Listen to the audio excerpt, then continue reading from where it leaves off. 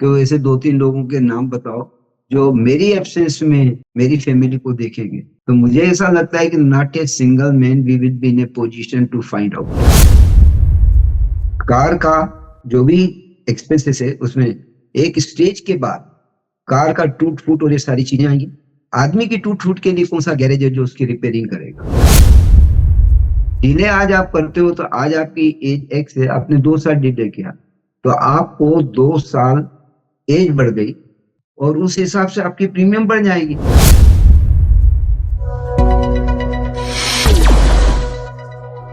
उसमें life insurance क्यों important है आज के वक्त में?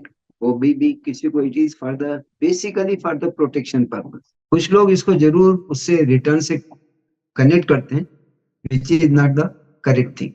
और सबसे इम्पोर्टेंट चीज जो है कि it is required for meeting our different goals. बच्चे की एजुकेशन हो गया, बच्चे की शादी हो गई, खुद का रिटायरमेंट प्लानिंग हो गया। इस तरीके से इसको करने से अपने को क्या क्या बेनिफिट मिलते हैं। एक तो अपने को पीस ऑफ माइंड मिला कि we have already made the provision, so in case something goes wrong with my life, if I am not there at least my family is not going to suffer. आज के time में अगर किसी भी बंदे से पूछा जाए कि वो ऐसे 2-3 लोगों के नाम बताओ जो मेरी एब्सेंस में मेरी फैमिली को देखेंगे, तो मुझे ऐसा लगता है कि not a single man we will be in a position to find out. हर आदमी की अपनी रिस्पॉन्सिबिलिटी है, लायबिलिटी है, हर आदमी के खुद के बच्चे हैं। इवन अपने बच्चों से भी आपको एक्सपेक्ट नहीं करना चाहिए। You have to make your own provision. आपको अपना प्रोविजन खुद ही बनाना चाहिए। It not only gives the tax benefit, not only it gives anything else, but it also gives peace of mind. हम अपनी आंख के सामने एक पिक्चर लाएं कि 2 आदमी हैं, एक ने बीमा कराया हुआ है और एक ने नहीं कराया। दोनों आदमी कार में ट्रेवल कर रहे हैं, अनफॉर्चुनेटली एक्सीडेंट हुआ और दोनों नहीं रहे। अब आप सोचिए कि जिस आदमी का इंश्योरेंस नहीं था, he was the only bread earner, ऐसी सर्कमस्टांसेस में उसकी फैमिली का क्या होगा? कौन उनको पालेगा? और एक आदमी जिसका इंश्योरेंस था, डेथ क्लेम मिला, तो कम से कम उसके परिवार के लिए दाल रोटी का खर्चा तो निकला। उसके बच्चे की पढ़ाई तो बीच में डिस्ट्रप्शन नहीं हुआ, कोई गैप नहीं हुआ। इस तरीके से बहुत बहुत जरूरी है इंश्योरेंस का होना। क्यों इसका ये इम्पोर्टेंट? इसको ये भी नहीं माना जाना चाहिए कि भाई एक बार हमने करा लिया तो फिर वो पूरा हो गया। इसको टाइम टू टाइम रिव्यू भी करना चाहिए। आदमी की इनकम बढ़ी, चाहे वो सैलरी से बढ़ी, चाहे वो बिजनेस से बढ़ी। अब सैलरी से ईयरली प्रमोशन होता है, इसको ध्यान में रखते हुए अपना इंश्योरेंस भी टाइम टू टाइम चेंज करता जाना। इन जनरल उसका जो भी यहाँ कवर होना जरूर चाहिए, ताकि कोई मिसहैपनिंग हो तो उससे मिलने वाला डेथ क्लेम का पैसा अगर कहीं भी उसको इन्वेस्ट किया जाए तो उसको वही पैसा उसके घर में आना शुरू हो जाएगा। तो ये बहुत ही इम्पोर्टेंट चीज है कि इसका, और इंश्योरेंस का इम्पोर्टेंस जो है कभी कम नहीं हो सकता। और इसको रिव्यू करने के साथ साथ हम लोग ये सोचते हैं कि भाई उसने टैक्स बचता है, टैक्स तो बचता है, दैट इज एडिशनल एडवांटेज।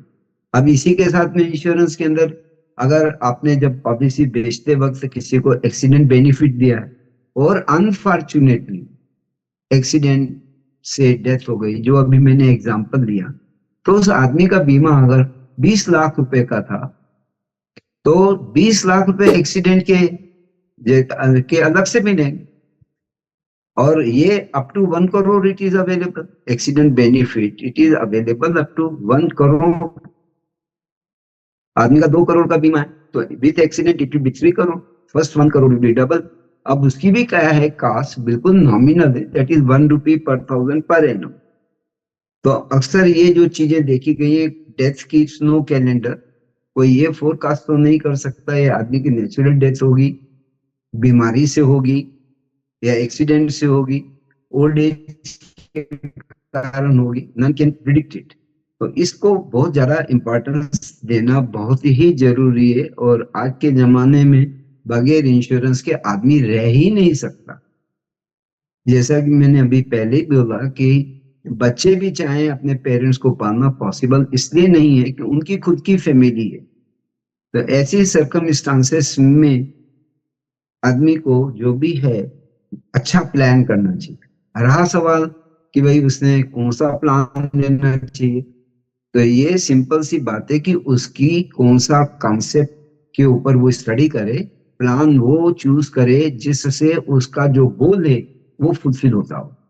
इसमें एडवाइजर का ये रोल होना चाहिए, उसको ये नहीं देखना है कि ये सिंगल प्रीमियम का है और इसमें मेरे को 2% कमीशन मिलेगा, या मेरे को दूसरा एंडोमेंट टाइप की मैंने पॉलिसी बेची है तो मेरे को जो है एडवांटेज 25% कमीशन है, कमीशन का 40% जो है मेरे को बोनस मिलेगा।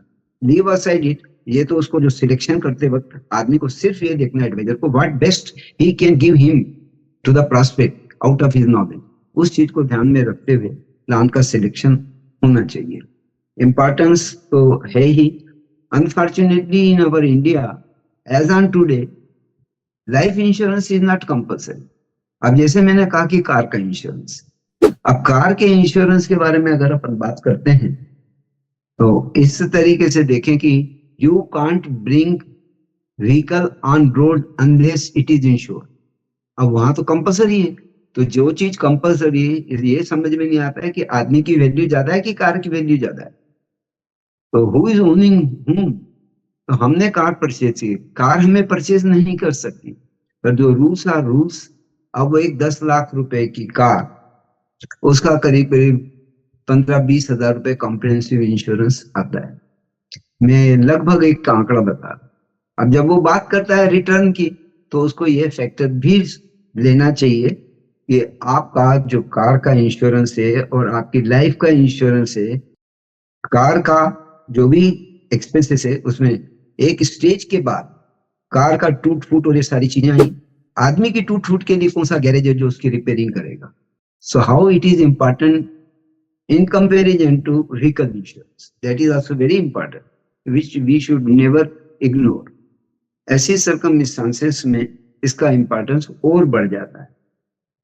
दूसरा है कि कभी भी हमने कोई लोन लिया तो जो लेंडर है वो इंसिस्ट करता है कि आपने जो लोन लिया है उसकी सिक्योरिटी के लिए आपकी कोई भी पॉलिसी हो वो आप दे दीजिए, तो in case of any miss happening तो वो जो आपकी प्रॉपर्टी फ्री हो जाएगी, चाहे वो हाउसिंग लोन हो चाहे कार का ईएमआई बंद हो जाएगी।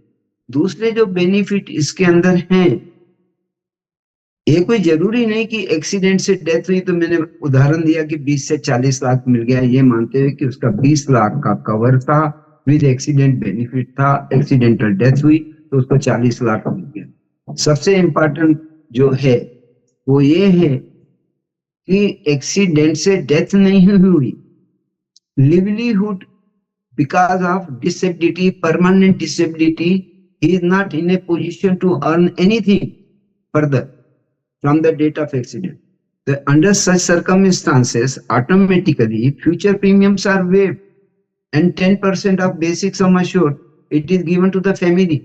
So in that way also how important it is, which we should never forget, and we should explain the benefit of insurance to our prospective clients and we should motivate them to buy it। दूसरा है कि उसमें delay करने से क्या होगा, delay आज आप करते हो तो आज आपकी एज एक्स है, आपने 2 साल डिले किया तो आपको 2 साल एज बढ़ गई, it is based on the mortality आपकी प्रीमियम, और उस हिसाब से आपकी प्रीमियम बढ़ जाएगी। और अगर आपको कोई एक फिक्स टर्म पे पैसा चाहिए तो 2 साल की आपकी अवधि कम हो जाएगी। फॉर एग्जाम्पल एक बंदा 30 साल का है, उसको मैंने 20 साल का सजेस्ट किया कि ही वांट्स कि by the time he reaches to age 50 उसकी बेटी कॉलेज में पढ़ने जाएगी जो कि अभी जस्ट बॉर्न हुई है। अब ऐसी सिचुएशन में अगर वो 2 साल डिले कर तो instead of that amount is required at the age of 50 only, then today he is 32, now the balance term is remaining term is 18 years, term कम हुई तो प्रीमियम बढ़ गया। और फिर इन 2 साल के अंदर जो मेंटल टॉर्चर है कि ही इज नॉट इंश्योर्ड, तो इफ समथिंग गोज रॉन्ग तो he is carrying with him mental torture also. ऐसी सर्कमस्टांसेस में इसका इम्पोर्टेंस बहुत ज्यादा बढ़ता है। कभी कभी ये भी हो जाता है कि कुछ स्कीम्स ऐसी होती हैं, अगर उसने डिले किया, suppose he is making retirement planning for himself and he has reached to the age 60, अब ऐसी सर्कम एग्जैक्ट 60, उस परिस्थिति में उसको वो पॉलिसी जिस प्रकार की मैंने अभी आपको बताई, जीवन लाभ 936 16 10 अवेलेबल, क्योंकि 59 पे 16 इयर्स का टर्म अवेलेबल, मैक्सिमम में एज एट मैच्योरिटी 75। अब वो 60 पे यहाँ आपकी बैकडेटिंग भी पॉसिबल नहीं है, तो वो उससे वो वंचित रहेगा।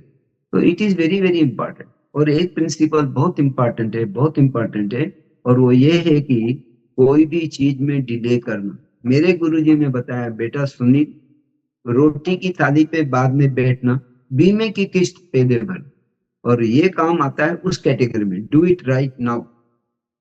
तो इस तरीके से इसका इम्पोर्टेंस बहुत ज्यादा है।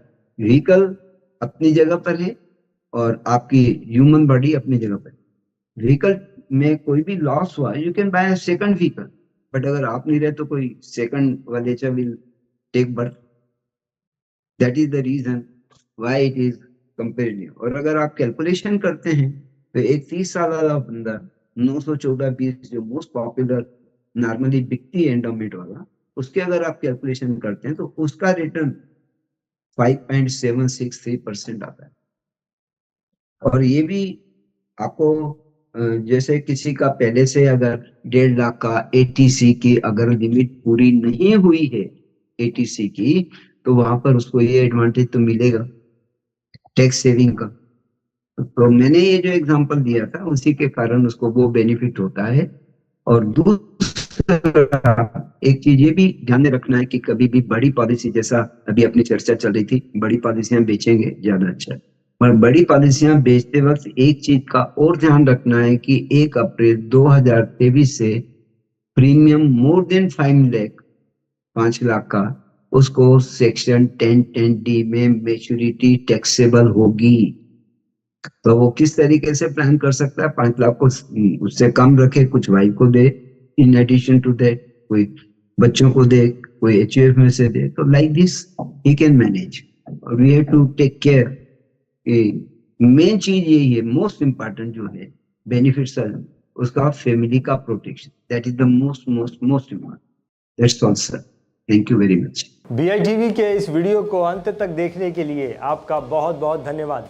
अगर आपको ऐसा लगता है कि BITV financial and insurance advisor community के लिए अच्छा काम कर रहा है, नेक काम कर रहा है, तो मेरी आपसे रिक्वेस्ट है कि BITV financial and insurance advisor community के साथ जुड़ने के लिए आप इस चैनल को ज़रूर सब्सक्राइब करें। बहुत बहुत धन्यवाद।